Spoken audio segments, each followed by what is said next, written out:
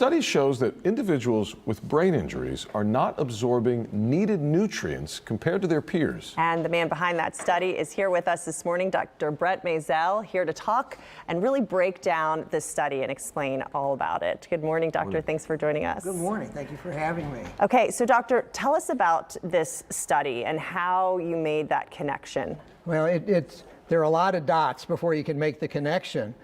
We know that individuals with moderate to severe brain injuries frequently develop medical problems far down the line, years and years later, that you wouldn't say are connected to the brain injury. And we started looking at what could be the cause. And at the urging of Robert Moody, who was the chairman of the board when I was working for a program in Galveston, we looked at the amino acid levels in people with brain injury. And we did a study, and these were people whose injuries were 20 years old, and they were all living in congregate environments, so they all had issues. We had 10 people with brain injuries, 10 controls. I was a control.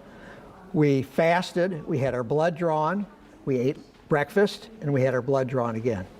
And what we found was that the nutrients, the amino acids that you eat were low in people with brain injuries. And even after they ate, they never caught up to the healthy controls. And so then you say, well, okay, what's going on?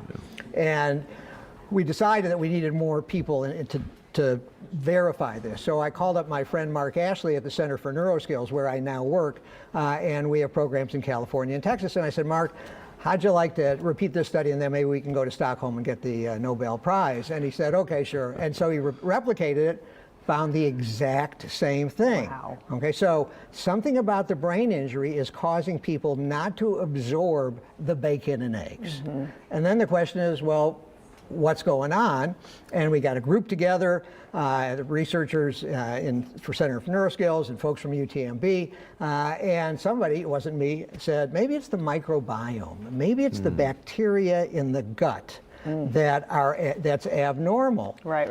And we looked around, we found out we had an expert in the building right next door to us, Dr. Rick Piles, and we looked at the microbiome. Now, I know you probably bathed before you came to work, but you have about 3.5 pounds of bacteria in you and on you. Wow. At all times? At all times. Maybe Wow. a little less after you take a bath. Right, okay. But overall, you've got a lot. And you need those bacteria. I mean, it's a requisite for life. And so we looked at the microbiome in the folks with the brain injury and compared them to healthy controls. And what we found was there were significant differences between the individuals with the brain injury and the healthy controls. In Galveston, we replicated it in Bakersfield, found the exact same thing. And the people with the brain injuries had similar microbiomes. People with the healthy controls, we had different microbiomes, but were similar. Interesting. Yeah. So this leads you to this gut-brain axis? Right, so the question is the brain injury changing the microbiome in the gut and impacting the nutrients that we require, and therefore causing people to have problems down the line? And we sort of tested this theory. We had rats, mice that we grew with no microbiome at all. Very expensive, tedious thing, but we had colonies of germ-free mice. And we gave the germ-free mice little pellets in the rectum of the feces of healthy people, and then feces from people who had chronic brain injuries. In fact, we call it BIOFAC, brain injury, altered cognition, and fatigue syndrome. And the mice that got the feces, the little fecal transplant of the TBI patients, failed at their exercise testing.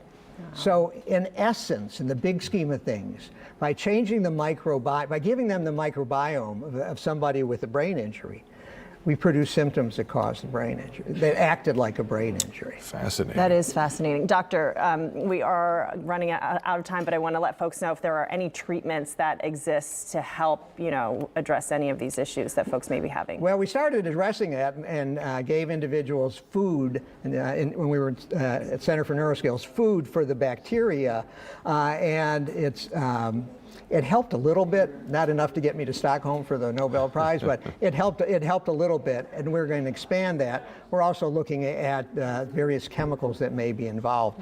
But you know, it's not so much you are what you eat. It really turns out to be you are what you absorb. And maybe, just maybe, if we can find that abnormality and change the microbiome, we might be able to change the disease process, not only for brain injury, but for lots of other diseases as well. And that's the next step then, is to look in that direction. And where can people find you at the Center for Neuroskills? Well, we have a program in Bakersfield, in the headquarters is Bakersfield. We have a program in Webster, or they can contact me at UTMB, where I'm also on faculty. Dr. Brent Maisel, thank you so much. Thanks, Doc. My pleasure.